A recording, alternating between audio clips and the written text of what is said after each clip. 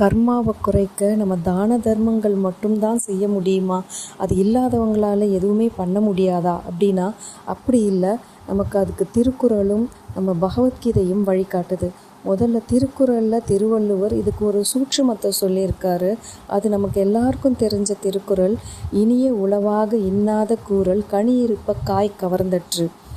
அதாவது இனிமையான பழம் இருக்கும்போது அதை விட்டுட்டு நம்ம காயை பறிக்கிற மாதிரி நம்ம இனிமையான சொற்களை பேசுகிறத விட்டுட்டு நம்ம கடுமையான சொற்களை பேசி அடுத்தவங்களோட மனசை புண்படுத்தி பாவத்தை சேர்த்துக்கிறோம். இதையே கீதையில் 17வது அத்தியாயம் 15வது ஸ்லோகத்தில் கிருஷ்ண பரமாத்மா துன்பம் தராத வார்த்தை, உண்மையான வார்த்தை, இனிமை மற்றும் பயன்மிக்க வார்த்தைகளை சொல்கிறது தான் உண்மையான வாக்குத்தவம்னு சொல்லியிருக்காரு.